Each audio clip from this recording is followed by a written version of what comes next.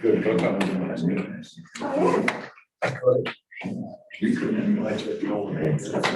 Kind of thing.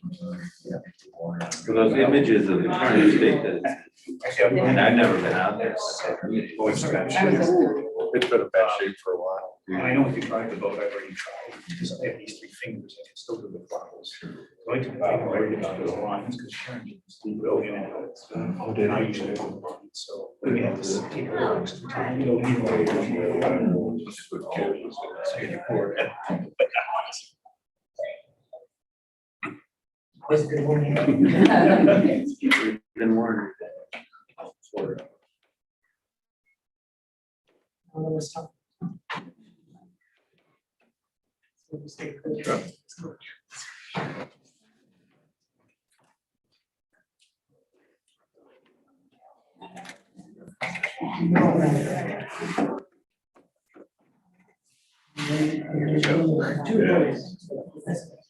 How's the cottage coming? Put it back together. Was it? It's fun to see 100-year-old lawn on top of a brand new 9-foot wall. And everybody, Mark has a real sense of humor. And I really enjoy it. You get in the garage, well. Keep that together. Able to get it out once deep. No, they took the top off and then cut the walls down. And when we were gonna put it back together, we figured, 100-year-old. Spent the night up there Saturday night. My home campfire. Yeah, I like it. So we built a new first floor.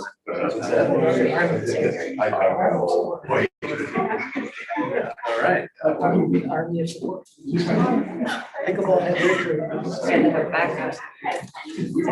I was gonna say. So that's the view off the porch. It's okay.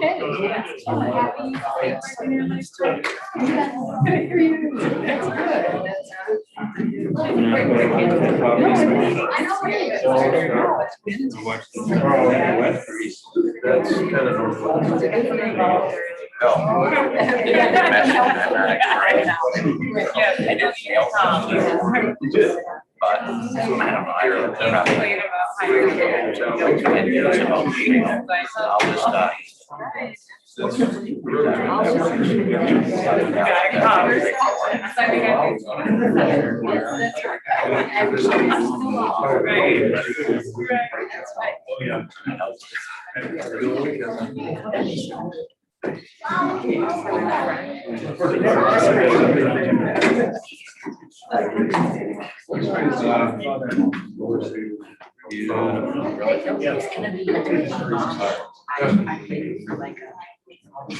Coming along. Aren't they nice? Are they down there? Yeah. Or people were sitting in Right on the thing, I mean, I want to go there. I spent the night for the first time. Yeah, they look nice. What color? I read. I wasn't sure it was green, blue, or black. Tripping up the inside. I just got the outside. Probably on the river in between Frenchman and Trouble. Okay. That end of a cul-de-sac, all the way around me, 4 acres, 1,200 feet of river.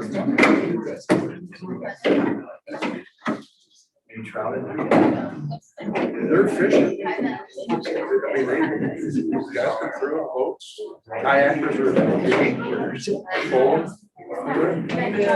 Pontoon boat can only get right in front of me. It builds up too much of the water. By the other side, but it's deep, you get right in front and then shallow right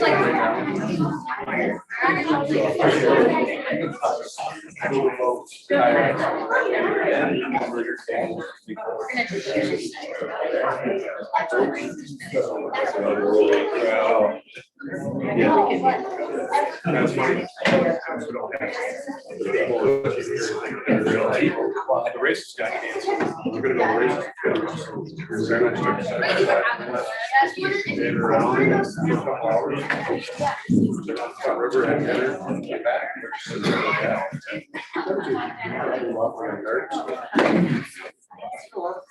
Had everything here yet. Let's just start. Little campfire in that room. I haven't even sort of seen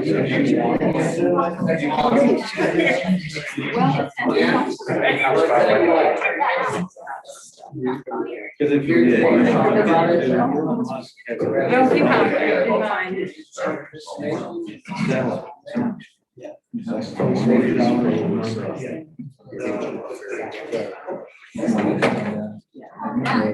We have reached Brian, they're doing beta. They're still testing, they're doing it.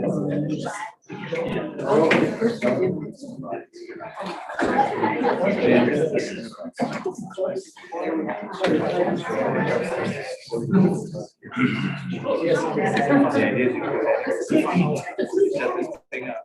Take it outside. They give you an app. People are excited about something. Yeah. Freedom to, there's all sorts of things. That's a nice thing. And it's, Positive. and it's you got power, but there's no way you're ever gonna achieve it. It's a lot of hassle. Doesn't always work.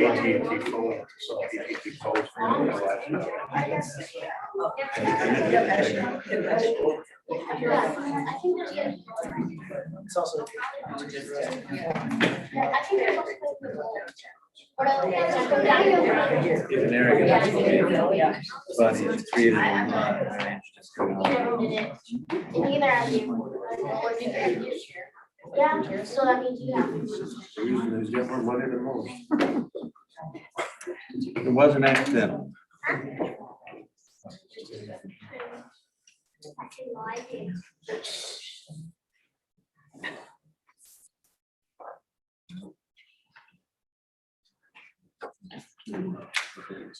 We. Countdown, sternly. Thank you, forgot to make the gavel again.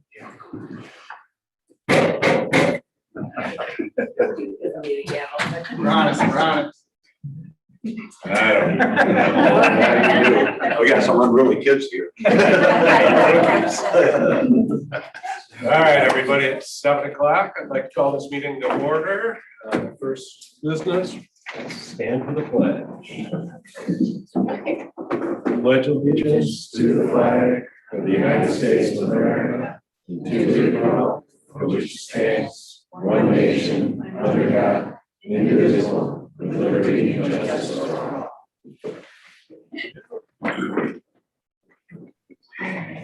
Roll call. Yes, sir. John Leo. Here. Al Baker. Here. Nancy Rondell. Here. Matt Bogira. Here. And John Cox. Here. We do have a quorum. Excellent. Now's our time for citizens' comment. Do you have something you'd like to address council about that's not on the agenda? Vicki? Thank you again for the benches and tables down at Marina Park. We just went by and they were being used like crazy. Looks great down there. It's getting busy down there. Yeah. Benches look great. Parks. Bigger park, yeah, there you go. Anyone else? Good. Anything on the computer, Victor? No, not that I see. Excellent. So it's time to do our consent agenda. Any issues on council? No, that's look good to me. I'll make a motion. Let's see if the citizenry agrees. Any comments from the citizens on our consent agenda? I'll make a motion. Very good. I'll second. Excellent.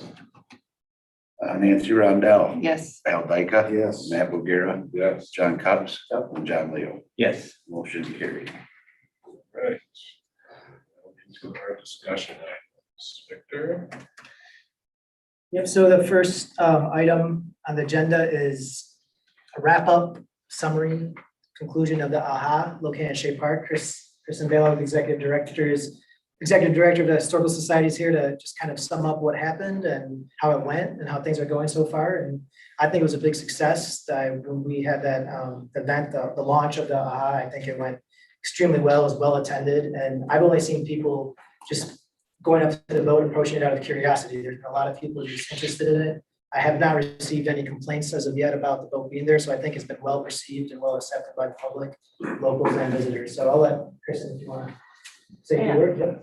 So, hello, my name is Kristen Baylog. I'm the director at the Harbor Springs Area Historical Society.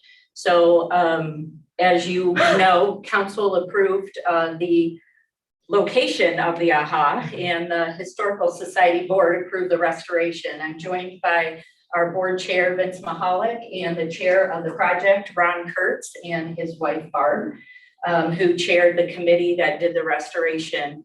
And while I am here to say to you, how do you like it? Did you think it worked out? Are you happy with partnering with the Historical Society? I just first want to let you know that we've had over 400 visitors to Shea Days this year, compared to sometimes less than 100 in the past. Shea Days is in almost 25 years of having its life here in Harbor Springs. And we had a tent set up down in the park at the AHA, and we had 50 people attend our outdoor history talk that told about the history of the vessel itself. We also have seen, I've sort of taken up residency in the Shea House just to stare at the AHA while I'm doing mundane phone calls. And it is not a single person who just flies by there. Everybody stops out of curiosity or because they've heard about it. It's hard to quantify what kind of attention that's brought to our city, but I hope that we can do that as we continue to build Shea Park as a historic park. I have met Rachel now, and I look forward to working with Rachel, and I certainly hope that City Council and the community at large appreciates history here in Harbor Springs. That's what makes our town so lovable, and that you all embrace as we continue to build the historic corridor and tell a little bit more about Shea Park and the history of Ephraim Shea in our community. So with that said, any complaints? Okay. So I invite all the young folks here, if you're interested in what that big blue boat is down in Shea Park, come to the History Museum. We're there 9 to 5, Tuesday through Saturday, and we'll tell you all about it. We'll walk you down there and we'll tell you all about it. So we look forward to building Shea Park to tell a little bit more of our community's history in the future. So thank you for being great partners in that project. We appreciate it. Thank you.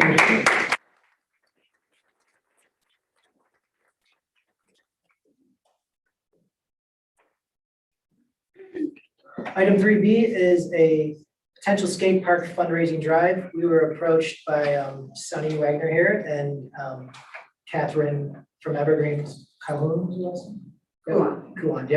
from Evergreen's Skate Park, and a potential to do a fundraising project for an upgrade to our skate park in memory of Ted Swarthout, Sunny's brother. And we met with Nate, our skate park coordinator, Rachel, like on our first or second day here, and we all met to talk about, this opportunity and what it would mean for the community. So I won't do all the talking. I'll give it away to Rachel and Nate to do the presentation, but I think it's a wonderful opportunity we have in front of us here, and I think we'll do great things for our community. So Rachel, if you want to take it away.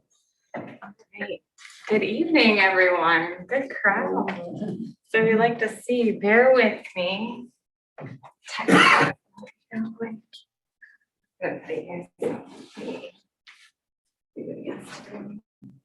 The button, right? Nope.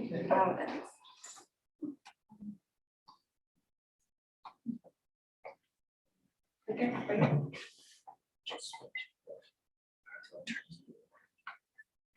Hopefully technology will be on our side. There you go, blue. Perfect. Oh, there it is. Okay. Perfect. All right. Good evening, everyone. Nate and I are here to speak tonight about Ted Swarthout Memorial Skate Park Project. Nate, like Victor said, is our very dedicated manager of our Hammock skate park. It should be Ted standing here tonight expressing his vision, but we will do our best to make him proud. Sunny Wagner, Ted's sister and Harbor Springs resident, reached out to us early this summer about her brother's passion for the Harbor Springs skate park and overall love of the area. Okay. So who started this conversation? Meet Ted. Originally from Grosse Pointe, Michigan, Ted planned on relocating permanently to Harbor Springs with his two young daughters, Maddie, 13 years old, and Vivi, 6. Ted passed away unexpectedly this spring before he could receive an organ transplant. Ted had a vision for the Harbor Springs skate park before he passed away and had discussed this vision with his personal friend and owner of Evergreen Skate Parks, Catherine. Maddie and Vivi are such strong young ladies that Nate and I have had the pleasure of meeting over the summer. Maddie is a member of the Little Traverse Sailing Club, while Vivi enjoys the skate park, as you can see. She's a ripper. She is. And Maddie's sailing right now. Right. I'm now going to pass it over to Nate, our skate park manager, as he is the expert and the go-to guy when it comes to all information. Go ahead.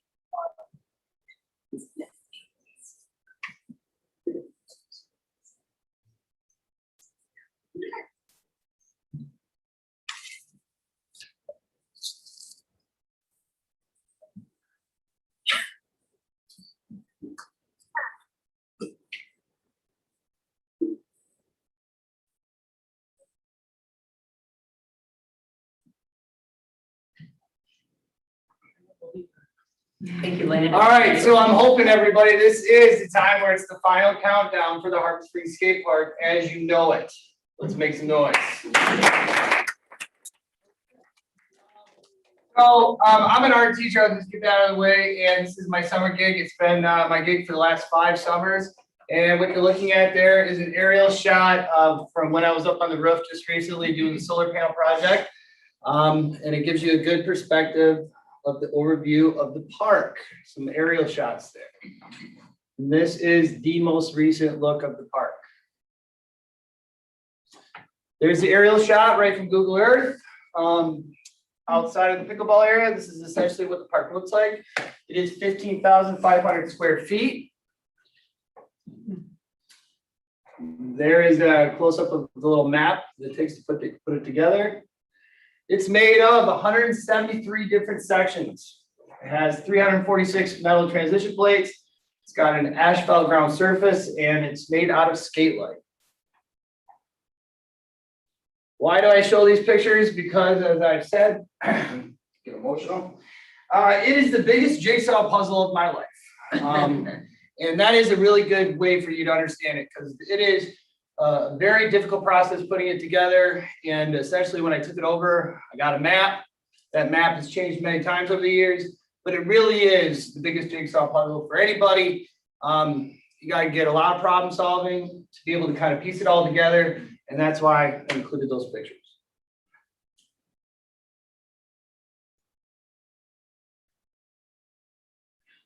All right, I'm going to scan through these real quick, but these are some of the original blueprints from each of those 173 different sections. And you can see the prices here are for the lumber costs from when they were originally built. So what if we had to go through each and every single one of these? And this is just a handful of the different things, from the banks to the platforms, more banks, quarter pipes. What would it take for us to basically replace one section at a time.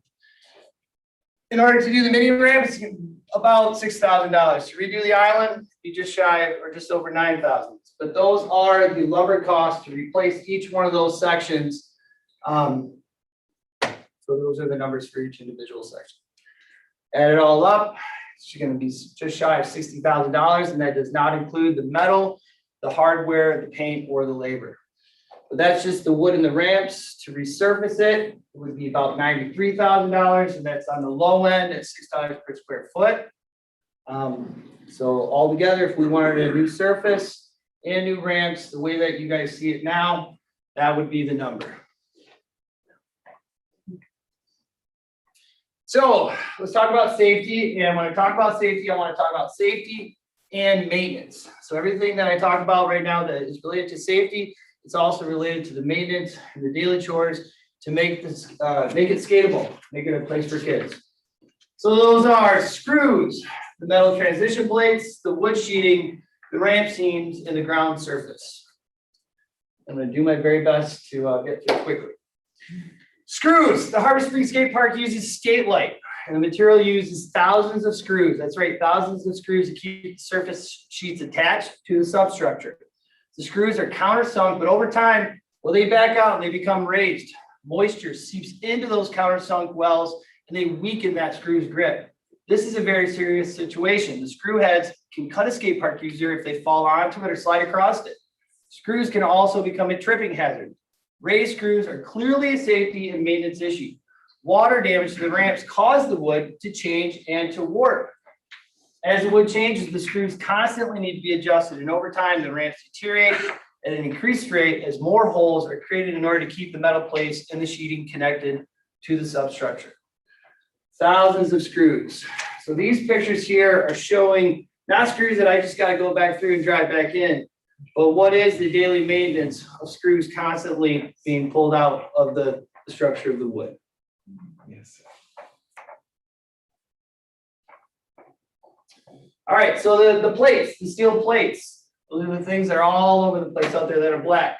We use steel. The metal is used for the transitions from the ground and onto the wood ramps. It acts like a steel bridge. These plates span the surface of the slab with the bottom of the transition structures like our quarter pipes, our banks, and our ledges. These plates are a frequent source of problems as thousands of wheels bounce across them every day. They can be loose, and when debris gets trapped underneath, it's a maintenance problem. A lot of maintenance is required to keep the space beneath clear and the fasteners tested for strength. Loose plates are a problem that quickly renders the ramps unusable. The metal is constantly shifted and adjusted due to the wood damage. Water causes the ramps to change drastically over time. Each change in the bottom of the ramps means a new transition line for the metal. And over time, it becomes nearly impossible to keep the metal flush with the ground. In order to skate safely, the metal needs to be smooth to both the ground and the ramp. Harbor Springs Skate Park has adjusted the metal line so many times that our option to keep things safe and skatable are very limited. So this is an example of, imagine trying to roll up on that and you have just that little quarter of an inch. For the skaters in the room, they know, yeah, we can get through it. Yeah, we can skate through it, but it is a huge mental barrier and a very difficult barrier to skate at all.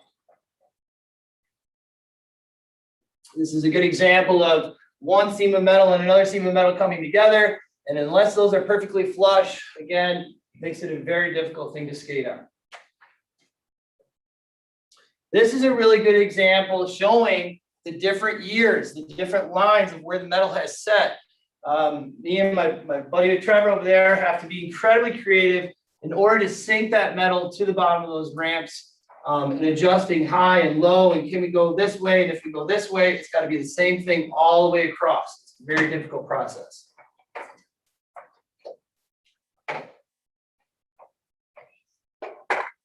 All right, the sheeting, skate light, the best stuff ever. It's a surface material designed for skateboarding, and it lines the 173 ramp sections at the Harp Springs Skate Park. It's built on top of wooden frames. Skate light ramps are cheaper than concrete to install, but they require more maintenance. If it wasn't for skate light, our park would not exist. The skate light pieces must be replaced because of the constant wear and tear of the skateboard wheels pounding on the surface, which causes those vibrations that loosen the screws. When the screws unwind, moisture from the rain and the dew penetrates that material, which can then lead to deterioration and swelling in the wood. Maintaining the surface characteristics of skate light is critical to maximizing the performance and extending the life of our ramps. Over time, the buildup of knee pad plastic, wax fused by skates, and most devastating, that water damage has reduced the performance of our skate light. Dust is also a problem on the ramps, and chips, gouges, dents, mass barriers, and deterioration. Skate light surfaces are a major problem. The surface of all the ramps are holding onto a thin thread. Skating on them is possible for skilled riders, but for most people coming to the park, it's a problem.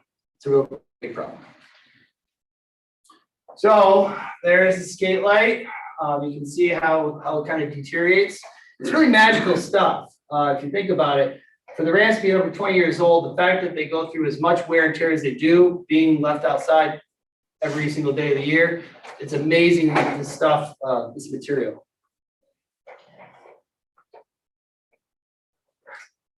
Did not include the video, but essentially on any rainy day, you can walk up to one of these holes. You can go like this with your foot, and the water will come right out, just like a spring or something like that. All right, the ramp seams. Skateboarding is all about flow, and when you're skating, you hit an uneven seam. Things can get scary and unsafe quickly. With 173 different ramp sections, there are 3 times that number of seams and connection points from one piece of skate light to another. It has become nearly impossible to keep these ramp seams flush, flat, and safe for riders. Assembly of the ramp sections and connecting one ramp area or section to another is crucial to safety and flow. The warping of the wood and the changes in the conditions of the ramps has caused huge issues with clean, safe seams for riders. It only takes one tiny bump in the seam and a kid can go fast and go down fast. So here's an example. Not only can you see all the different holes that have to be created to try to problem solve to keep that wood flush, but that's a good example of trying to ride over that bank. You hit that right there, it can be a major problem.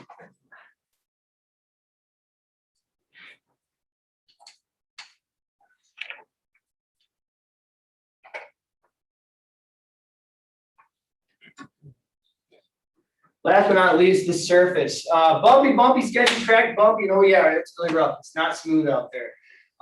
So we got asphalt, and over time the surface has deteriorated so much that the massive gaps, cracks, and bumps and weathering issues have made safe skating next to impossible. In attempts to make things smoother, the park is blown and swept every day.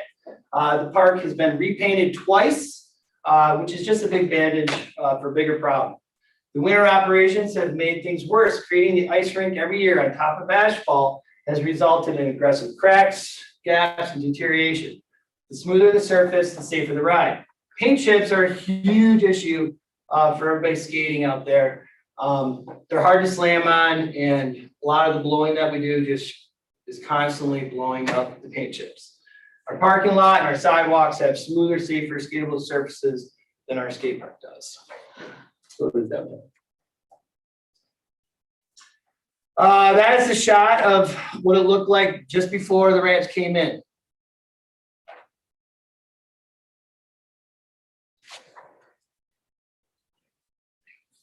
All right, so let's talk numbers and revenue. The skate park has increased revenue consistently over the past 3 years. Rachel. So I pulled this from our general fund. And as you can see, what Nate basically just said, the skate park usage has increased over the year. Obviously, COVID 2020, it was going to have more use than other years. But every year, what we've predicted, it's been higher if you go through the budget. So it is a used park, a highly used park. And the locals are using it and the visitors are using it. So it's something we really need to look at. And Nate was good enough, you can continue with the usage. So I pulled the last 3 years, or at least the last 3 seasons. This is the summer so far for this summer. It breaks it down into the skate park usage, the pickleball usage, and also the basketball usage. These numbers are taken directly from when my staff signs in a skater. For our records, we do not take information from pickleball players or basketball players, but we do document how many are there on our signage sheet. So that's where those numbers are coming from. But typically for a skater, when they come in, they're part of our system. They're in our liability system. So these numbers come from our sign-in sheets. This is 2020, like she was just saying. Let's face it, the skate park was a really busy place once everybody was able to get out of their houses and go skate, and the park was a great place for that.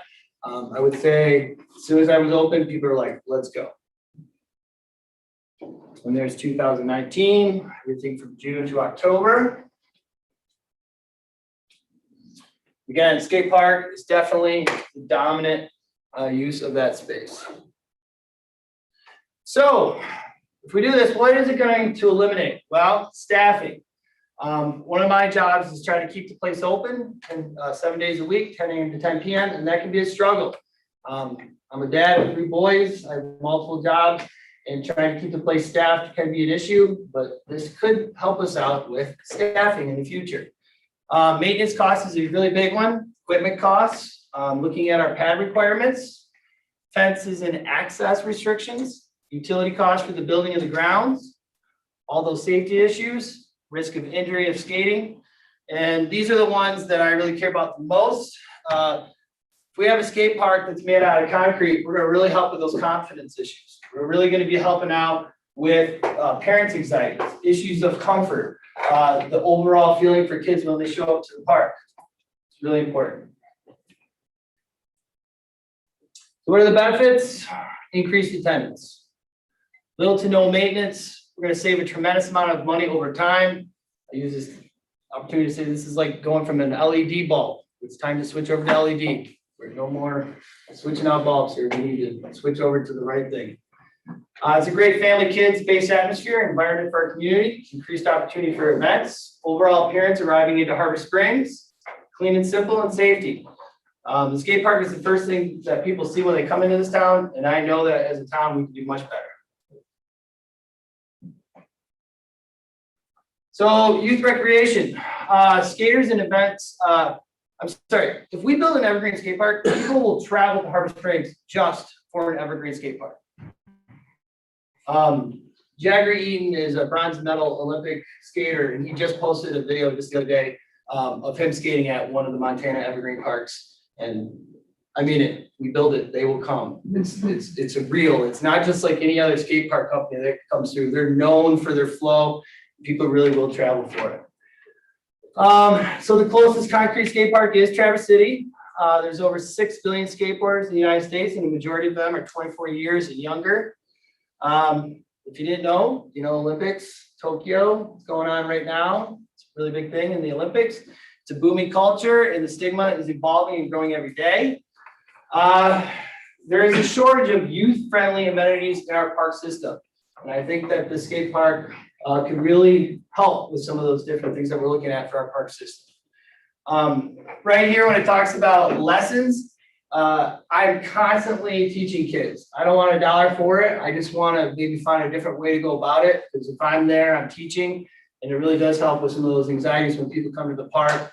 If I'm there helping coach and help teach a kid, it's really going to help them come back and kind of grow in skateboarding. All of those are different links. Those links are to different articles related to all those things that are going to help social stuff, mental stuff, growth mindsets, all those things that skateboarding, being part of the skate park, can really help you grow it. So what's going to be impacted?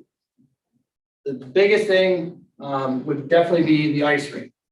Building a new concrete skate park would not allow the ice rink to remain in the same location, and there is a plan to upgrade and move the ice rink to Kiwanis Park in the 2021 proposed budget. This would take place in the next few years. I think that the goal here is essentially the skate park is where we have our summer operations, and the winter sports park becomes the winter sports park. The Kiwanis becomes the winter area. Long-term versus short-term, a benefit of this plan is it creates a summer and winter park, simplified staffing, streamlining maintenance, gives each park peak potential opportunities. The 2021 estimated budget for the ice rink is $33,000. These funds would be saved during those years not in service.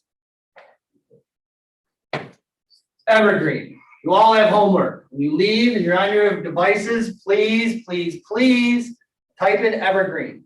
I cannot give Evergreen its justice. I would welcome all of you to check out what they do. They have a huge social media presence, and they are the raddest company in the world. And the fact that we get to work with them in any capacity, we are beyond blessed. It's like winning the lottery. It's the coolest thing ever. They're out of Portland, Oregon. They innovate concrete skate parks for all ability and skill levels. They have a true appreciation for aesthetics, natural elements surrounding to create an ideal skate function and eye-pleasing park. They do have multiple parks in Michigan. They have one in Belding, Clawson, Ferndale, Frankfurt, Detroit, and in Sterling Heights.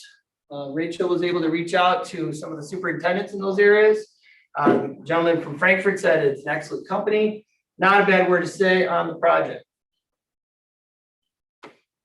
From Sterling Heights, Evergreen took a lot of care and design, and they were great to work with. So, I've started to work with the owners of Evergreen, and they have kicked us back this wonderful design on top of the Google Map shot that you saw earlier. And this is just where we're starting from. This is not a concrete permanent design. This is just to get the ball rolling. They work with us in every capacity to make all of our dreams come true, especially according to the square footage, according to our goals, according to the space. They really are going to make it great. And there's the aerial shot.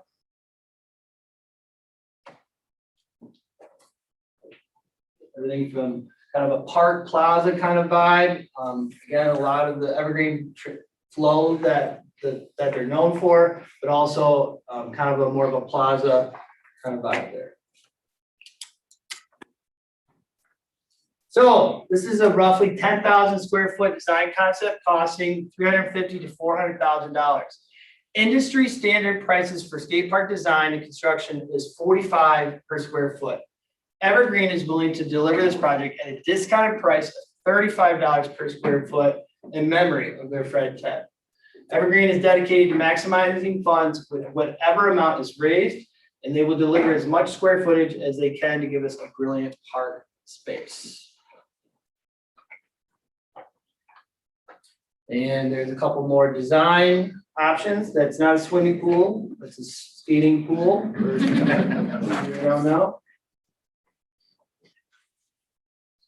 This could be the raddest thing that happens to Harbor Springs, and I'm super pumped about it. Just want to say that. All right. All right, thanks. I'll try and compete with that. Okay.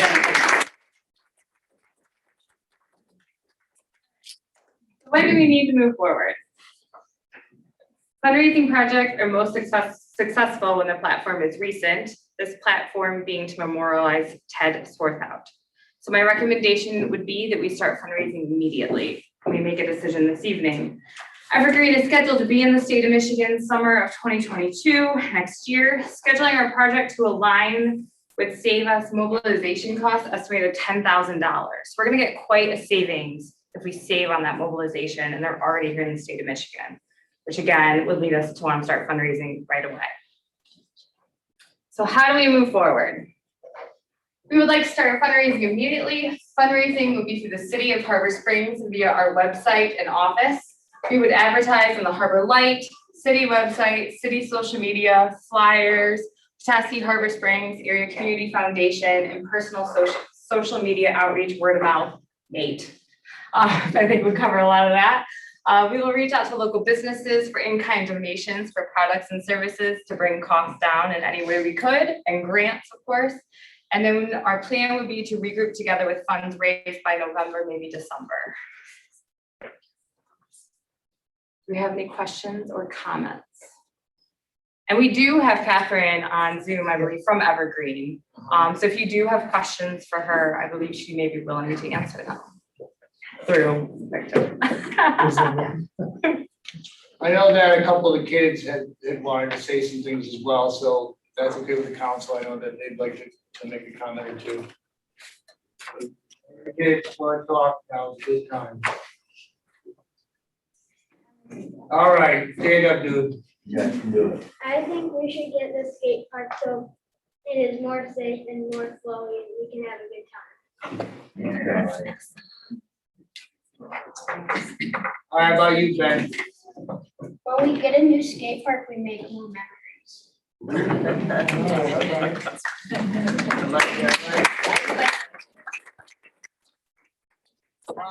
I just want to say something real quick about the crew that's here.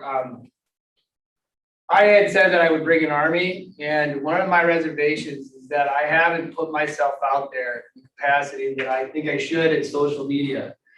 And I think that this is a kickstart for us to take a whole new avenue in terms of our presence in social media. And our numbers are there, so I just think that all we gotta do is start and things are gonna blow up. If that makes sense. Okay. Look, did city council have any questions? Good, on the project, cover pretty much the last slide, so all the information there. So in conclusion, I believe it is important, or we believe, obviously, it is important that Harbor Springs distinguish itself from other park systems in the area. And most importantly, give our youth a place to recreate safely.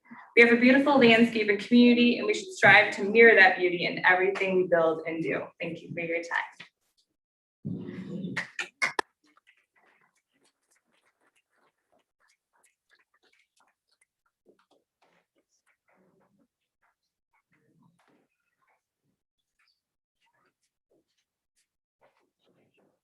So does council understand what the decision is, what question is being asked? No idea. Okay. Basically, it's really the request is to enable us to start fundraising immediately for this project without committing any funds from the city. And then regroup in November, December to see where we're at with the fundraising and to see what, if we can or if we should contribute to it, or if it needs to be, has any city contribution to it.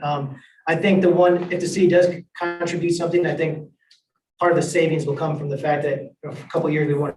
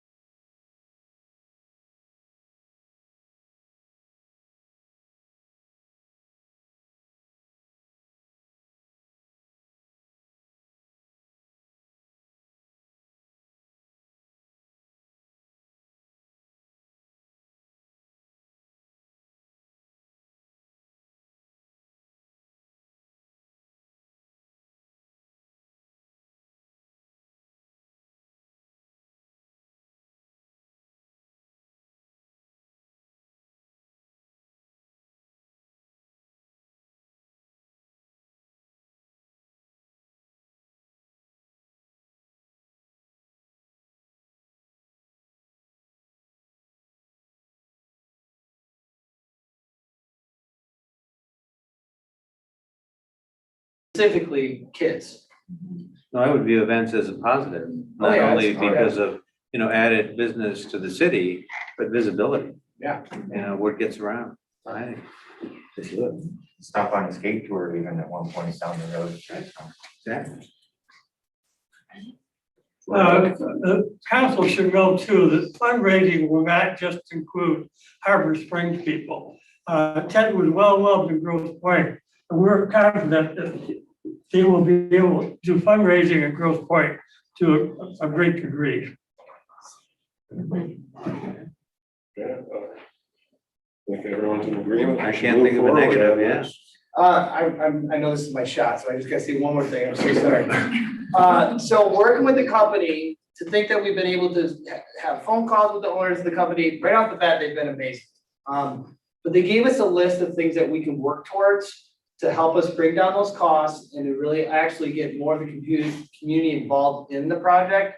And I'm gonna be working on that very hard, everything from temporary fencing to lodging for these people if they were to come, every little thing to just make it so we can make it a community thing and save money. And so I got my list, I'm ready to get to work. I would be really interested in the programming aspect of it. My son is 20 now and he grew up at Skatepark, so I empathize with the maintenance. I know that he helped do screws in the bigger kids, and so I've seen it deteriorate and also be held together. And Yeah. so I've seen both sides of it. But I would really encourage you in your fundraising to put a programming aspect together to show people that you have, that you're gonna have lessons, a couple lessons, or you're gonna have, I hate to call it competitions, but I call it programs for the kids. Because I know that they did a lot of stuff there when Chase was there, and I'm sure you do the same thing. So I would encourage you to include that in your fundraising so that people know you have some organized programs going on Absolutely. as well. Absolutely. We need a motion or? Just raise a hand. We got consensus, Oh, yeah. everyone. Yeah, I think that's it. Yes, go for it. All right, thank you.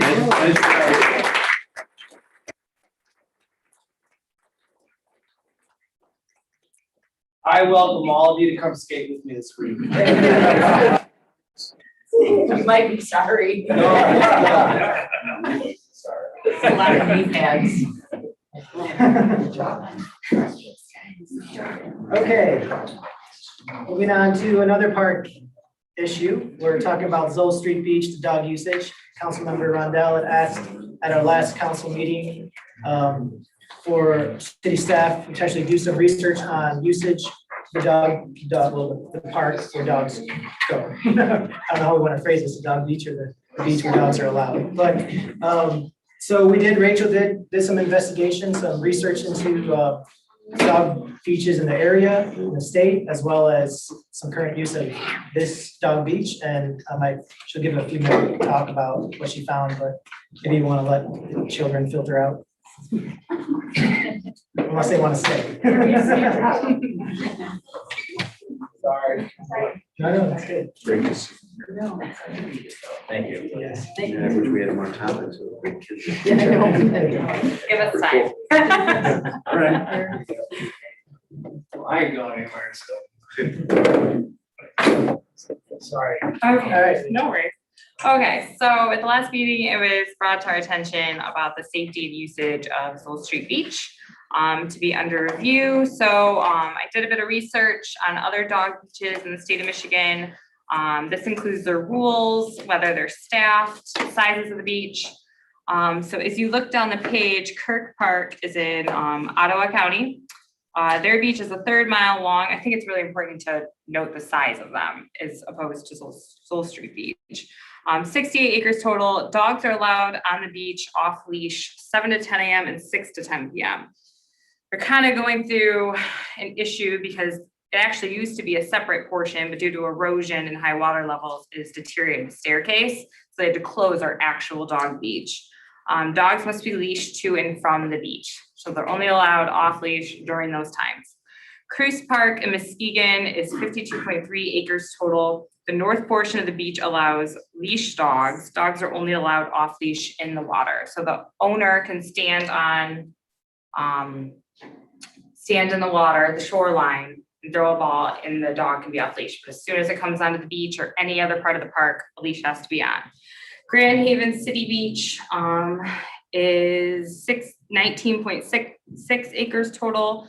Leash dogs are allowed south of swim buoys before 11 a.m. and after 5 p.m. Memorial Day through Labor Day. Labor Day to Memorial Day, so the off season, leash dogs are allowed on the full beach. And then just to give you, if you haven't been to Seoul Beach recently, it's 0.5 acres total. It's dog friendly. All dogs must be in their handler's direct control at all times. Dog owners responsible for dogs' messes. They can't be bathed in the water, and dogs must be quiet. I think the important things to think about when we look at this subject is over the past 30 years, pet ownership has risen pretty high, and also traveling with your pet has raised a lot. So as a resort community, we have to take into consideration that when people are visiting us in the summer, about 60% of the time they are bringing their pet. So that's something to consider. Seoul Street Park is another thing. Is Seoul Street Park is small and it does have many uses. It is child family friendly. You do have kayaks going in. The parking lot is small. The property in itself is small. Another important thing to look at is if we take an amenity away from the public, do we give them something in return? I shouldn't say but it's hard to take something away without having a plan for something for the future, I should say. We have to think of what people may want for their dogs.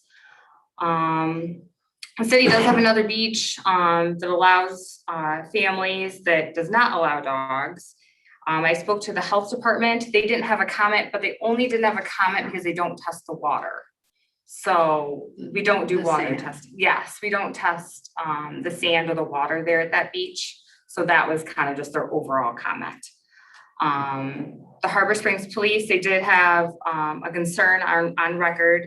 So there is that. And then our ordinance for the city is dogs do not have to be on leashes as long as they're in direct control of their owners. So I will leave the rest up to city council. That is all I have found. You said the police department had a concern on record, which They means. do. They have someone had come in and filed a complaint. A dog had made a mess near a child and the owner did not clean it up. So there was a health concern with dogs running around near kids and owners not cleaning up.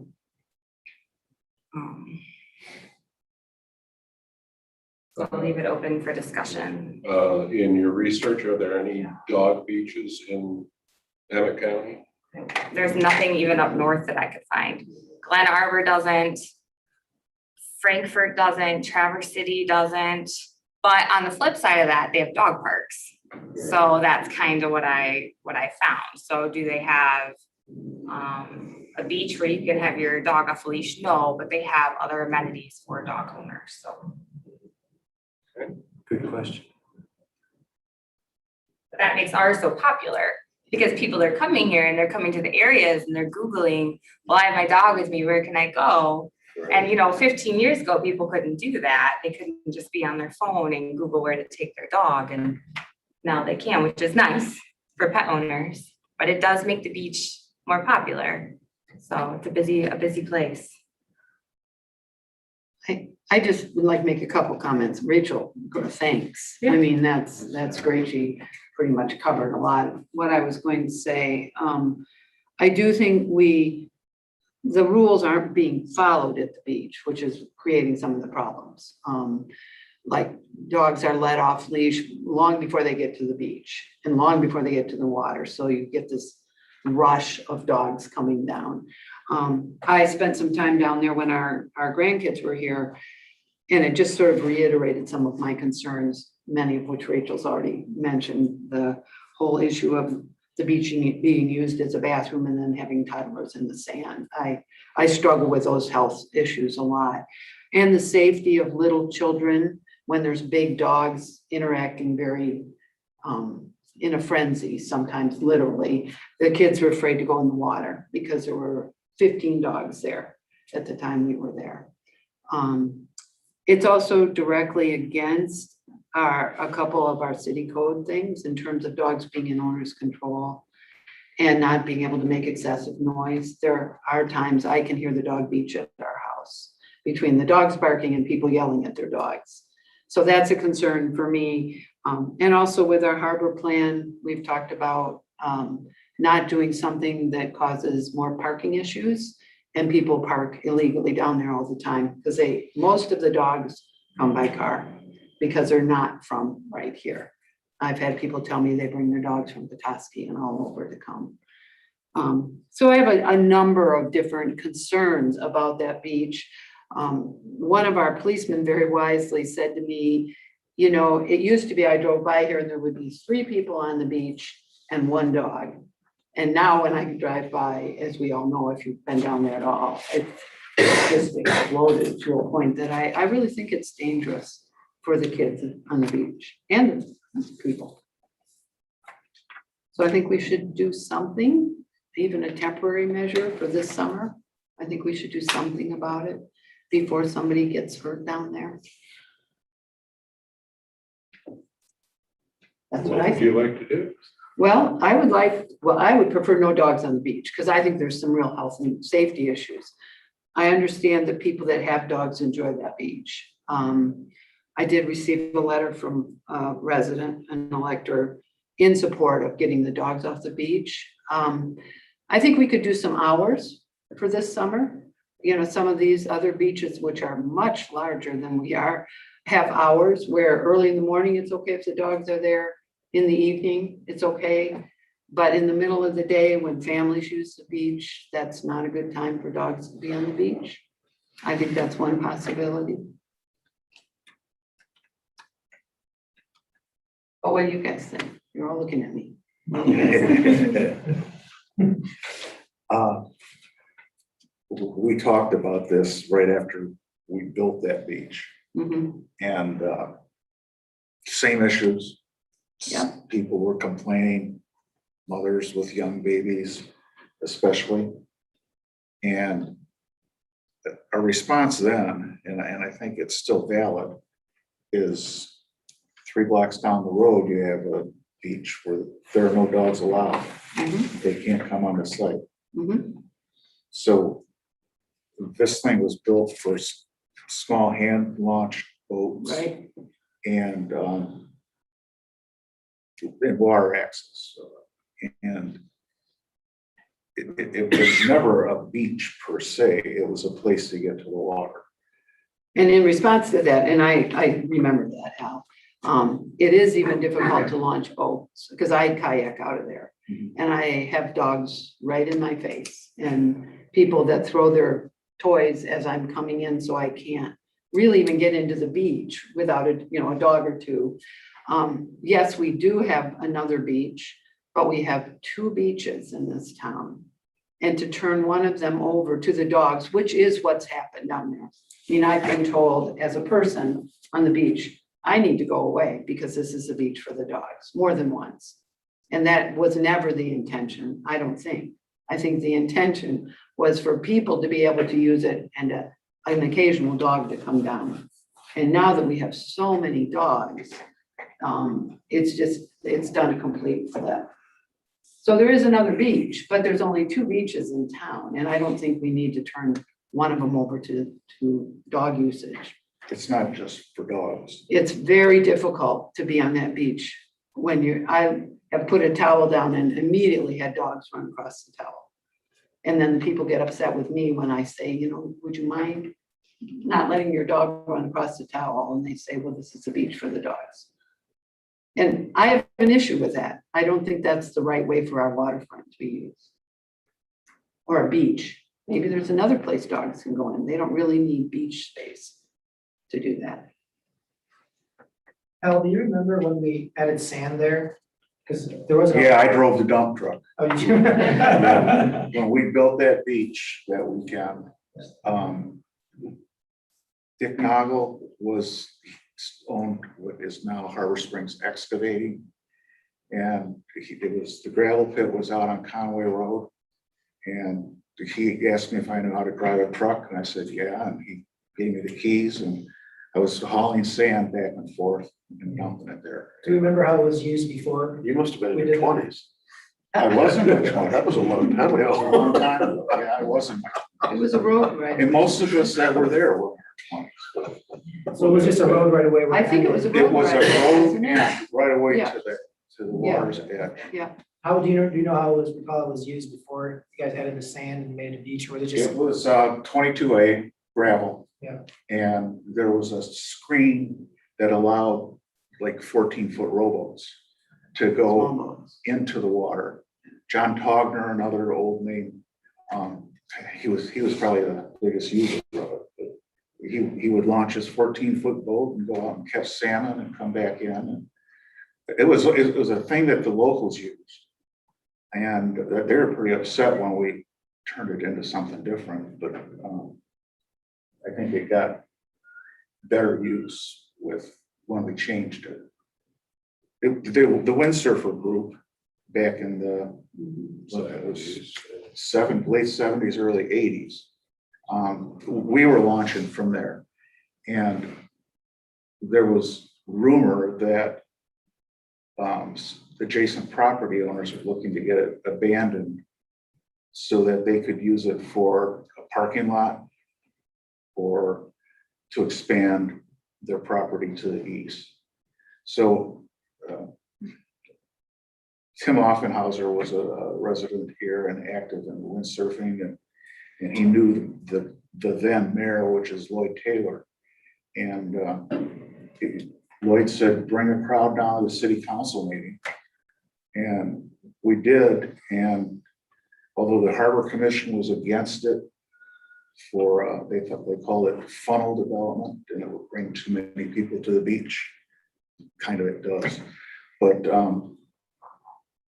the council agreed to let us build it. It didn't cost the city a nickel to build it. We donated everything.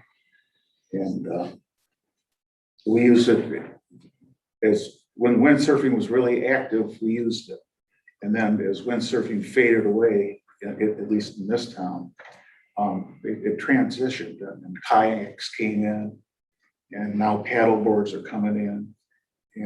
And I guess that's the history. We had small boat storage on the east side for the moorings. We still have a little bit of that for non-motorized dinghies. I did think more locals, more residents, electors would use it, because a majority of the people that bring their dogs are not residents. So that's been my experience when I've been down. Most of the dogs come by car.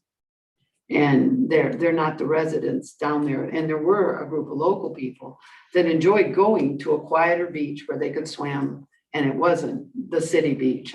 And those people are basically gone because it is not enjoyable to be on that beach anymore, to sit on the beach. I make a comment on Yeah. off what she's saying. For one, I'm impartial. This is a very 50-50 thing. I'm just here to give the information. But going kind of off what she just mentioned with people drive there, my concern with giving it designated times is because people drive there, it'll actually make it more congested during those times. That would be a fear of mine. So my recommendation would not be that due to the lack of parking. If we say 7 to 10 is going to be the busiest time down there. No one's being able to get through. And that's when people are putting in their kayaks and things like that. And same with the evening. Just my 2 cents. So People are parking there and walking 2 weeks. Yeah. Well, Chief Knight, Yeah, do you that's have not the only use for that parking lot. Kyle, do you have any thoughts on like how that, be able to enforce something like that as well with hours? I think I would struggle. I think we'd Yeah. struggle, because I can't get people not to put chairs on the 4th of July out at 8 o'clock in the morning. And I get it, I mean, I understand it, but I don't, unless we come up with an ordinance and we start writing citations, it's gonna be very difficult. I'm not opposed to it. We can do our best, Nope. whatever direction we're given. That's really. The other question I had, and Rachel, you had brought this up to me when we were talking about this, was if the health department's not gonna test it, can we test it on our own to see if there's a way to, we can do water quality samples to see if there's any, at least. I think the sand is, The water is probably an issue, but I think the sand is a bigger issue. Best practice would be if we said it wasn't a dog beach, or dogs were not welcome, I should say it's not a dog beach, but, and it was PLH, we should test it like Seoul City through the health department would be best practice. On the flip side of that, yes, dog waste may cause some issues with people picking it up. I know that not every dog owner is responsible. The geese will take over that park though, which will be a second concern, which will also be a health concern. It's already a problem at Seoul City Beach. So I guess my thing with it is I don't feel either way. I just think we have to look at what fixing one issue creates another issue, if that makes sense. I want to look towards the future before a decision will be made. Because we already have issues cleaning up the goose poop at Seoul Street City Beach, and the dogs are obviously keeping the geese away from that one, which causes a lot of health issues also. Even more so actually, especially in the eyes of the health department. So that's what causes E. coli and things like that. So Okay, I why? have a question, Chief. Now, other than this one complaint about health problems down there, crime, any kind of concern down there? No, we had this complaint this year, and I think my first year here, that had been 17 or 18, I had a same type of complaint. Dog went to the bathroom in the water, and the woman didn't clean it up, but we don't get very many calls down there. We did have the property owners who live with the banks that would frequently complain about the dogs barking, but that's because you live 2-3 houses down. That's what I've received since I've been here as a complaint. And I guess my question is, why do we feel that we have to let the dogs go in the water in the first place? What's our reasoning that we do that in the first place? It's part of pet ownership. Your dogs love being in the water. Okay, They love, you want to play with your dog in the water, give them the opportunity. And, you know, that was a road end to the water, and we made it a beach. Right. And we have some unusual uses at that beach. I think it's driven the other uses off, which to me doesn't make sense. I mean, Certainly disagree, so. how much time do you guys spend on Seoul Street Beach? Does any, you, I I know swim you there every swim. day. In the morning, Matt, do you go in the morning In the usually? morning, And I- afternoon. And I think night. you said there were 22 dogs on the beach the last time you were down there, 16 I've never people? counted the dogs. Okay, I've never had an issue with a dog. I did one time. I was foolish enough to take a blanket and try and take a nap, and a dog peed next to my head. And it was a dog on a leash. And There you the go. owner thought it was quite funny. And ever since then, I don't sunbathe at Seoul Street Beach. I go to City Beach or. I just out think to it's really Good sad, Park. of the two beaches we have, to let the dogs drive. The bigger problem is holding dog owners responsible. Right. And unfortunately, I mean, I've seen a lot. my more lab loves the rodents water. down there. I take him down there in the spring and in the fall. I'm not dumb enough to go down here Yeah. in the middle of the summer when there's 10,000 people. Well, that's why an early morning and an evening, I can understand, which is a time a lot of people who work, if they're low people work, that's when they take their dogs. But And when my dog was alive, I never wanted to take him down there when it was real busy. right, and for good reason. Yeah, so, Yeah, yeah, but I that- think most people are like that, but Well, then, I don't know where the 15 and 20 dogs come from when we're down there with, in the middle of the day. Which is part of my issue, is it's not local people using that beach. Well, define local. I mean, people that live downtown, people that live uptown. People are People driving. coming from Weekly. People are coming from Harp Point. Petoskey to use it. They've said, this is the only place my dog can go in the water, is on this beach. And I personally don't think that's a positive, because I think there's some real health issues with it. I do. I mean, I watch them, the dog does its business. The owner may or may not pick it up. The kids walk through it on the way to the water. I think that's. But again, we have a gross. huge beach Well- down there that's, that can't happen. I know. We provide both. I just don't think dogs are as important as people. I just don't think they are. So to give one beach out of two to the dogs, because that's basically what we're doing down there. It's a dog beach. It's not a people beach, and the dog owners will tell you that. It's a kayak launch. It's a dinghy storage area. It's a public access. It's a public access. I swim through there too. And so it's not a single use thing for dogs.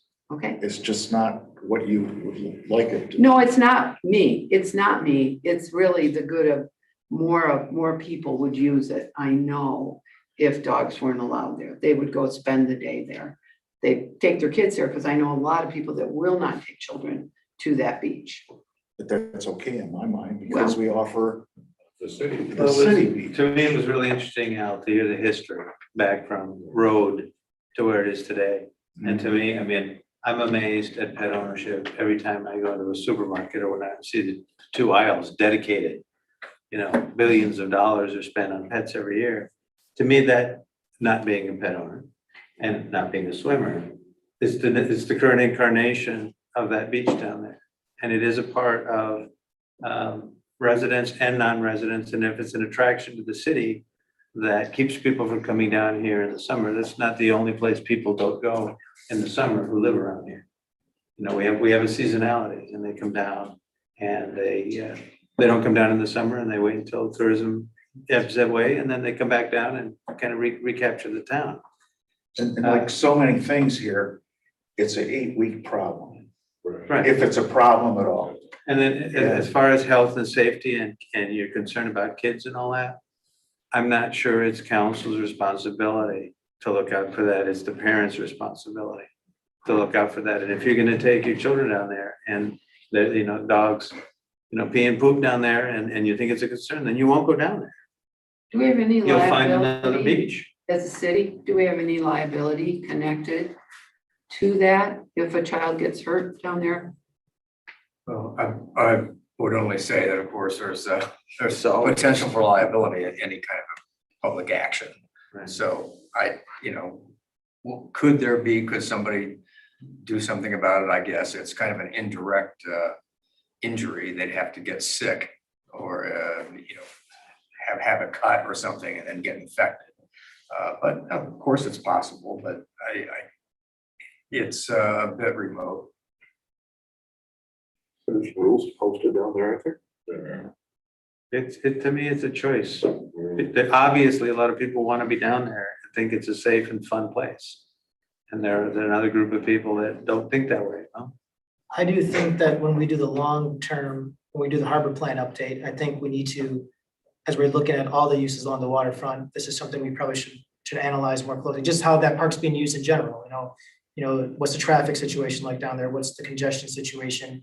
And, then we, once we get all that data, maybe go to the health department, see if we can do some testing, bring that data back and then make, I guess, policy decisions based on that data, because I don't think right now we have enough. Right. I mean, right now we're talking about, Councilmember Rondell says majority of the time it's more dogs, not people, but we have other perspectives too. It's kind of perspectives as opposed to hard numbers. And I think when we do our plan and get some data, maybe it'll show something different, and maybe it'll show that it is unsafe from testing the water. Maybe it'll show the water's fine. I do agree with the concern that there is potential for big dogs, small kids to get hit, and it is on the parents' responsibility, but it's also on the dog owner's responsibility. And ultimately, as Jim said, we are there's a remote chance we're liable for stuff, but for the most part, we're probably not going to be found liable for most situations. If a dog bites a child, I don't want to say for sure, but it's more likely if we knew the water was unhealthy and then we still allow the activity to continue, that might do that. So I don't know. I do think it's worth exploring in the long term. It doesn't seem like we would get anything productive done in the short term, because who knows what doing the hours, if you limit the hours, what kind of congestion that would cause for those hours on that. And well, as part of a plan review, looking at, as you pointed out, what's the domino effect? What's going to happen if we make this decision or that decision?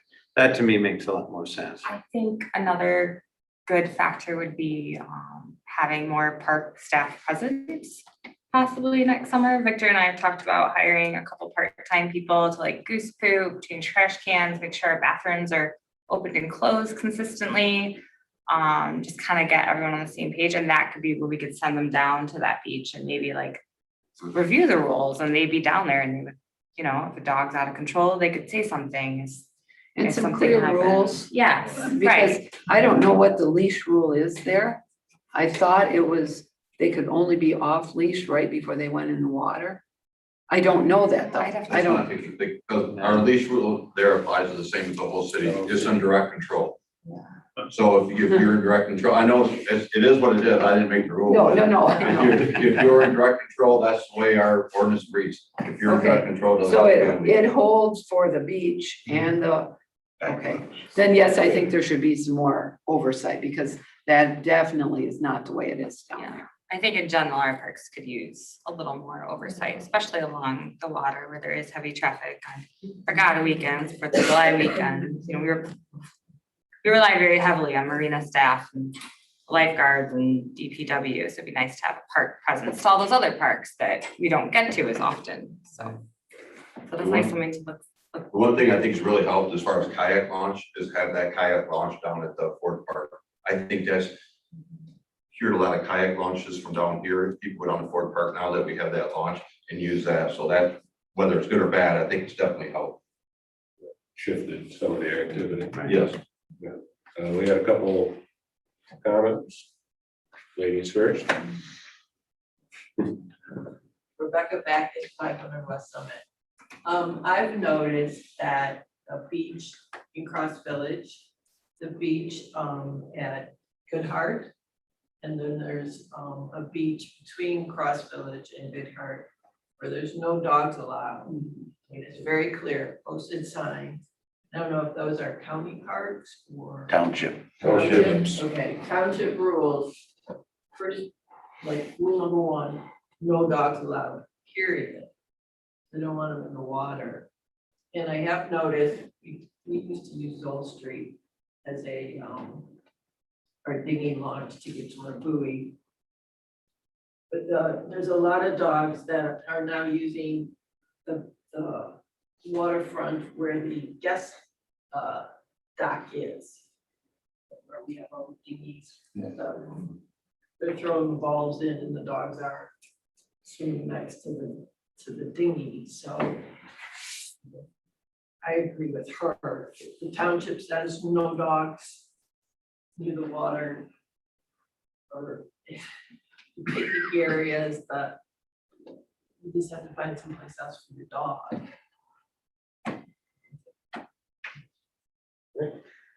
Bill Brown, 251 East Main. Harry takes me for a walk every morning. And I mean, Harry takes me for a walk every morning. We go early. We're 6 a.m. before 7. And we do it for a specific reason because there's not as many people. He's very friendly. But I realize you're trying to, you are questioned or challenged to modify behavior, not the dogs, the owners. And that's a very difficult proposition. You can't get people to pick up after your dog.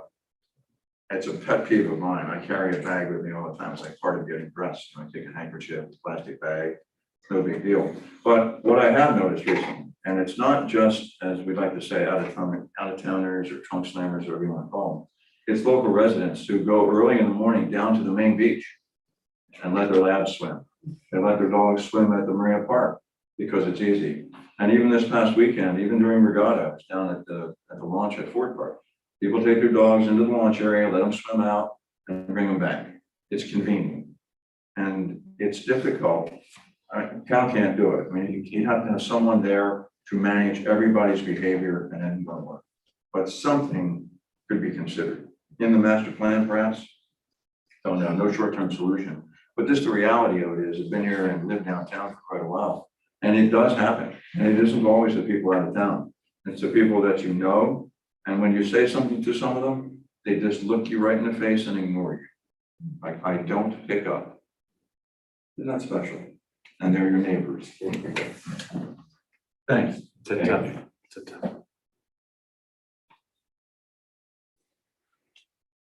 Well, I guess we've hit the wall on this one and we'll do a little research or.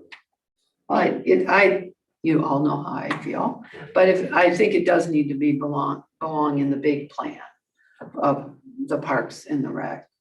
And I hope it doesn't get worse down there, because the few times I was there, it was really very frightening, in all honesty, to have children on the beach with all those big dogs. But we'll see what happens. Yeah, I do think that we're doing the harbor plan update in the parks, we're finally redoing our parks plan from 1993, so it's been a while, it is a little outdated, so I think it's a good opportunity to look at all our parks and the rules, the oversight, and the use of those parks, and, look at these other dog beaches and that allow dogs, I mean, what works there and what doesn't work, and maybe we can, like we do in other parts of our town, maybe pick some things that might work better, because it is a small beach, we recognize that's a small spot with a lot of use there, so we want to try to make it as most accommodating for everyone who's using it without any incidents, and we want to avoid incidents, so. And when we do that, or whoever's gonna do that, I think you need to look at the city code and the decisions about dogs in there, which specifically are against the way the beaches run. They truly are, they're not in sync. And I think that sets us up to be in a bad spot too. Because it talks about, barking or annoying people or all that stuff in the city code, that can't happen. But we let that happen down there all the time. So I think we need to make sure we bring all those things into sync with each other when we do that. I have a comment, Karen Stroud Donnelly, 644 Ann Street. I am a resident, I live here, I take my dog, I drive my dog down to the beach, not that often, she's kind of too old now, but I did, and I'd say that the Seoul Street Beach is like so special for dog owners. I mean, people love it. I mean, local residents use it. I think the issue really is the owners, and I think maybe as a result of this discussion and the write-up in the Harbor Light, the fact that this discussion is even happening, maybe would bring some awareness to the pet owners that maybe they need to step up and take some responsibility, because some of these special things might be taken away from them. So I think that communication, needs to be part of that discussion, I hope, because I don't think that people are really thinking about it. They're just going a wrong merry way. Nobody's saying anything to them. And the rules are posted down there, and you should be. I mean, my 2 labs I used to have were really bad dogs. And so I was one of those people that try to control them, but I think it's just the fact that people are just not even thinking about it anymore. But it is a special thing to have that, and people do appreciate it. And many of them are responsible, and many of them, unfortunately, are not. Thank you. We're good on that topic? Continue to harbor plan update. So Councilmember Dyke emailed the mayor and I just to, as what we did last meeting, we did approve, well, we did request that we go to Harbor Commission to have them pick up this discussion of how to update the harbor plan. But we don't meet, the Harbor Commission doesn't meet until next week. So Councilmember Dyke had the idea of, let's just authorize them to, hire someone with city manager approval without having to come back to council. If they want to hire someone to collect the data at least.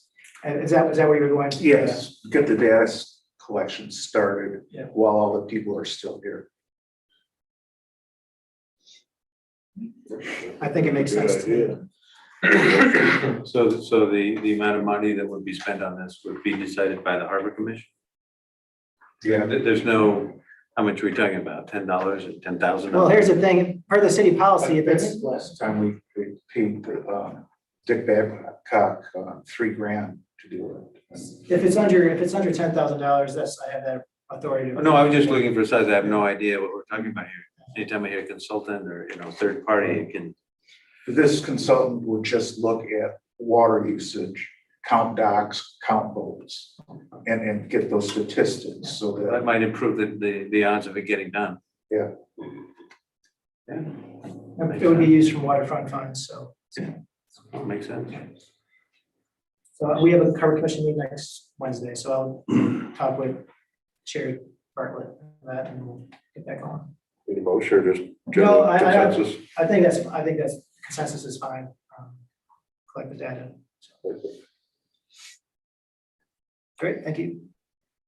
All right, so item 3E, update on the November 2nd general election. I believe you all have received Clerk Whitaker's memo on that, but he's going to go through that. And if you have any questions, happy to answer them. So Nick?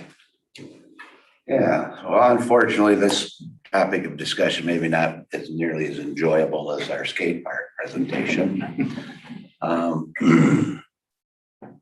The process for getting on the ballot, many of you have actually done this. Obviously, you guys have done this.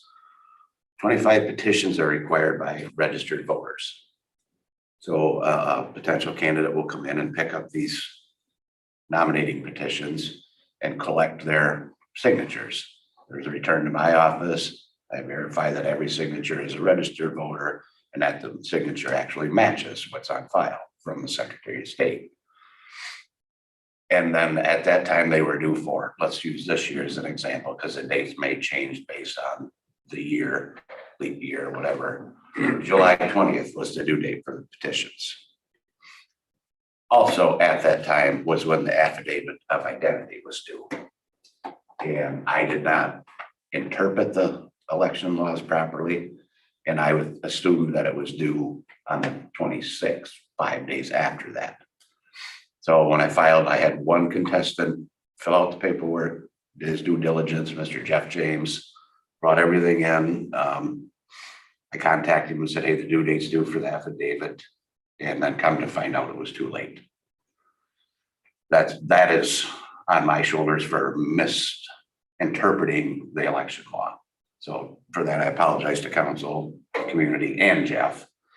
But on the same token, there was an error that he and I both missed. There's one little box that checks, you're a United States citizen.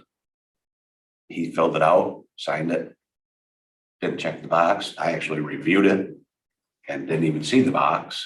So that also would have invalidated his candidacy. That is a human error type issue. The not recognizing the date timeline, that's more of a, that's on my shoulders. So that being said, now we have no candidates. We were still short candidates anyway. So now the only process to get to this point is the write-in candidacy. So what an interested citizen would do would be to fill out a declaration of intent to run as a write-in candidate.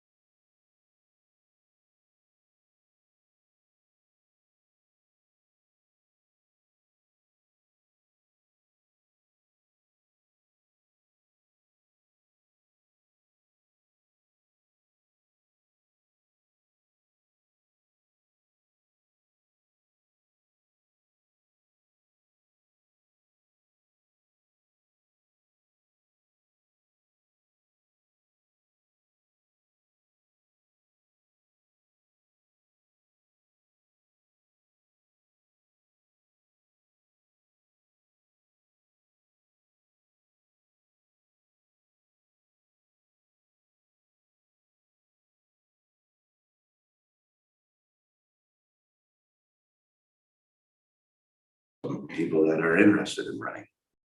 If not, and we don't have any registered write-in candidates as of after the November election, then council is able to appoint people to those positions. So if there's any questions, I know you guys have got my memo. Go ahead, Bill. Is that a council appointment or a mayoral appointment? I believe it is, and this is still something we're researching, even Jim is working on it with me. That is a council as a whole, a nominate, and then the council would have to be a vote 3 out of the 5. But there'd only be 3 on council. Right. But there'd only be 3 on council if we don't have any write-in. After the election. After the election. There would only be 3 on Right. council, Well, correct? yeah, That's right. yeah. That puts another twist on it. Right. So, you know, the election laws are so complex and especially within the last year, because this process that I've used with the timeline, I've used now 25 times, 25 different elections. And when I take it to the county clerk, I've never heard otherwise. So, but now with our political world that we are living in now seems to be escalating. Everybody is doing their due diligence, dotting i's, crossing t's. So that's how it came to my attention, that we'd been doing the wrong process. So again, with the write-in situation and how that goes down, there's still hours and hours of research that need to be done on what we do with only 3 council members to make a decision. I mean, my initial reaction to that is, I know Jim probably thinks the same way here, but that it would take a unanimous council decision to appoint someone to council, because it's not a majority of who's present, it's a majority of a council board, so 3 out of 5. And then I just do want to clarify, thanks for bringing up that point about, Nick, he apologized for his mistake, it was his mistake, but at the same time, this is the process the city has been using for several years, and the county never said anything about it because they weren't doing their, I mean, I don't want to say they weren't doing it, but they were just, must have not been a big deal for them to submit the affidavit after the petition, so. There's just a lot of details for a county clerk, a city clerk. I mean, there's just a lot of details that have to be followed strictly with this election process. It's extremely.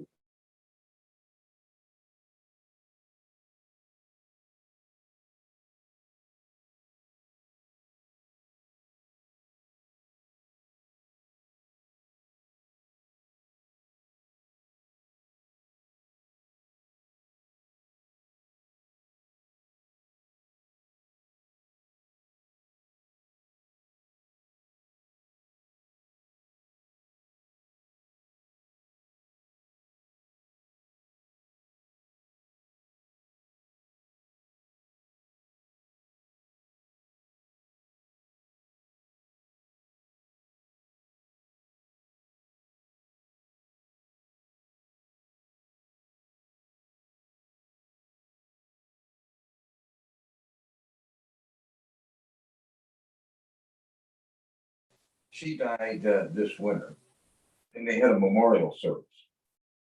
And the bond, she was the last of the mom's age group.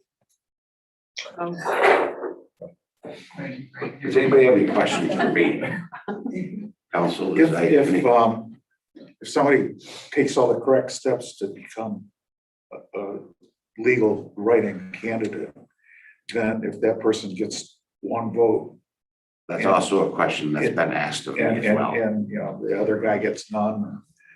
I You get haven't elected with really, 1 vote. I haven't been able to find that anywhere in any of the law that I've read so far, but we're still a ways down because it's not something that happens very often where we don't have any candidates. Vote for yourself. Well, yes, correct. Yeah, I mean, it could be, to get 1 I don't think vote. there is a minimum of votes, but do not quote me on that because now I'm going to question every single thing that happens. But as a write-in candidate, any voter that comes in to vote has to literally write in the candidate and vote. Correct. Correct. So that's part of the educational process we'll have to go through. Right. And we would have been in this position anyways, had the Jeff James mistake aside, we still would have been in this position with 1 candidate. So we would have went through the process and figured out how our community is going to know that they need to actually write a person's name down. Right. So it's just with like anything else, it's education, educating the public, educating myself, council. So we'll get there. Consider us educated. Is there a form you could create that people just come in and sign, or do they have to actually? It's an actual state form that is a declaration of intent to be a write-in candidate. Very basic name, registered address, that kind of thing. Are you a US citizen? But it's very simple form, but it's still I's dotted and T's crossed. And that form there'll be a link on the website to that as well. Nick, this might be something you're still doing research on, but do you know if the spelling of the name has to be exact as that person's name, if that's written in, or maybe that's something we can research. As far as writing goes. Yeah. No, there is specific language on that, and it comes down to intent. So if you have Robert Charles Edwards, and primarily known as Charles, he goes by Charles, then that would be acceptable. The best route is to follow exactly what is written on that affidavit of identity, or in this case, the declaration of right and intent. If they put William Mulder, make awful certain that you, promote William Mulder or John Cox, Just as an or example. just as an example. because Go you- Bill. Vote for Bill. But yes, Jonathan, John, Edward, Ed, Francis, Frank, it's about intent.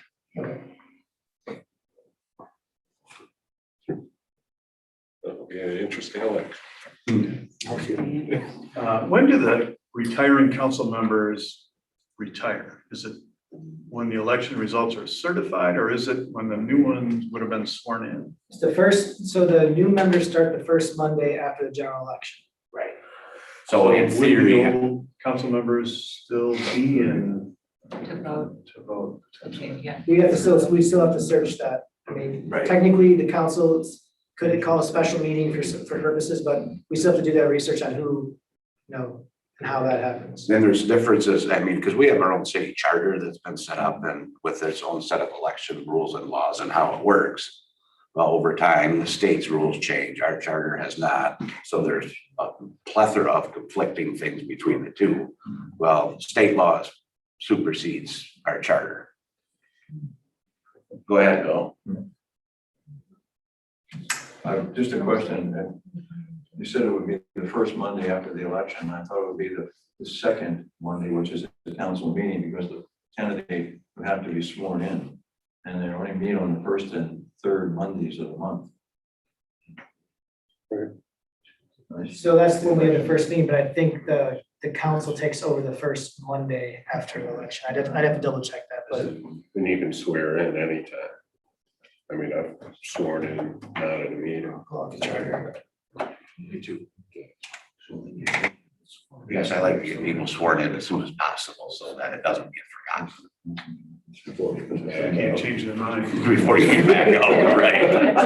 If it wasn't the calendar, it would be the first Monday, because the election comes before the first city council meeting. And that's next year. Yeah, because it's November. Right. So right here it says the two candidates receiving the highest number of votes shall be elected for a term of office of 2 years commencing on the Monday next following the date of the regular city election. So regular city election is November 2nd, Tuesday. So 6 days later is November 8th. November 8th is when the new council takes over. And it'd be between meetings. It would be in between meetings. It won't have, doesn't mean it has to be a meeting on that Monday. That's just when they are technically start their term. Correct. Yeah. So that's per our charter. I don't think. Right, that's state- per our I don't think the charter, state supersedes that, but we'll double check. Yeah.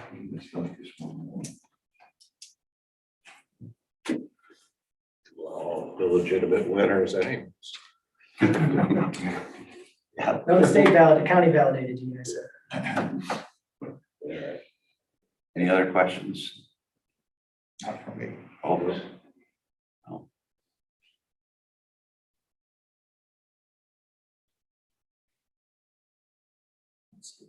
Agenda now. Oh, city managers report. Okay.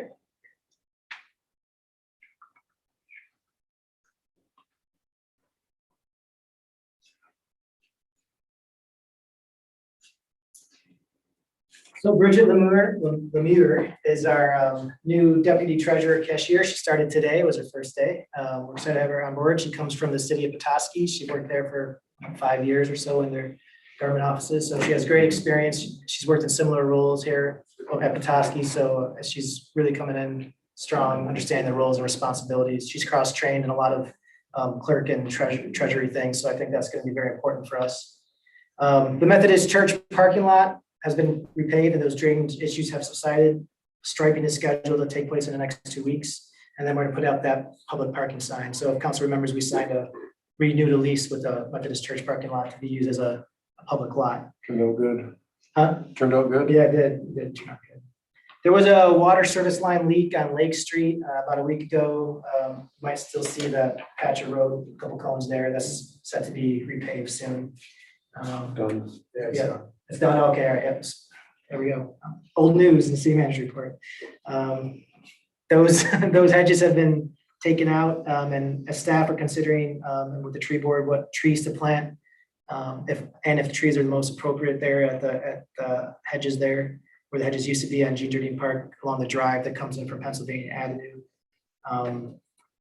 So we're looking at that. And after a staff review, MDOT placed some cameras on State Street sidewalks just north of M119. We questioned them, this was why they were there. At first, we didn't know why the cameras went up, and then we told them they needed permission from the city to put anything on right away. So they let us know that that's along US Bike Route 35. And so they're trying to get some data up on, how many bicyclists are actually using the sidewalk versus the street.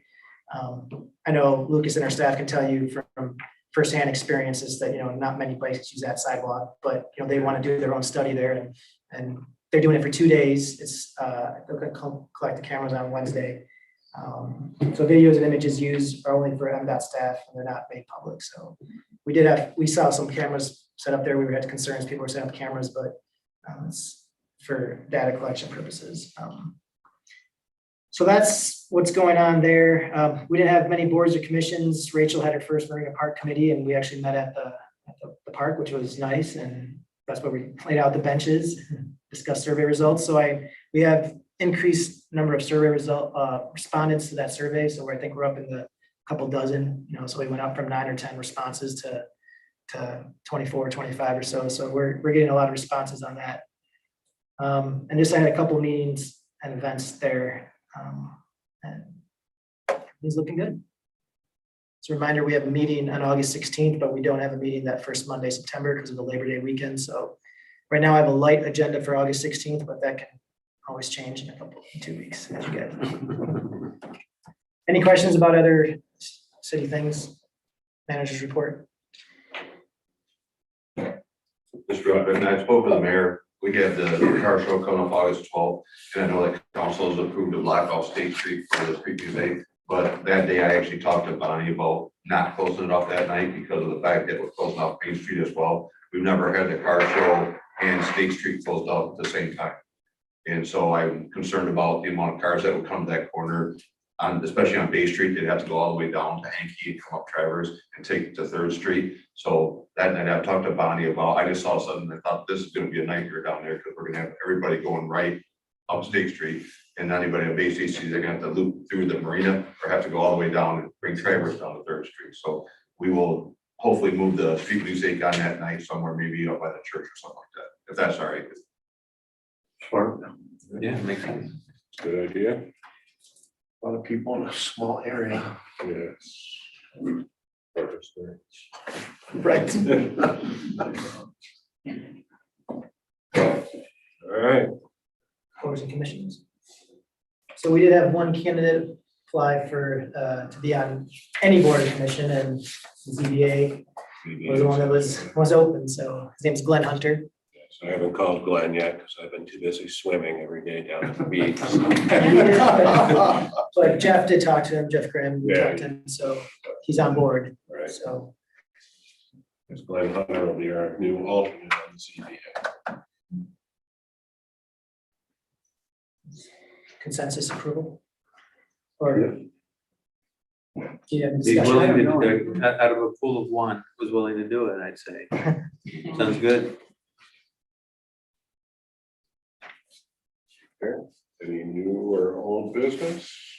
this evening? No? Nate?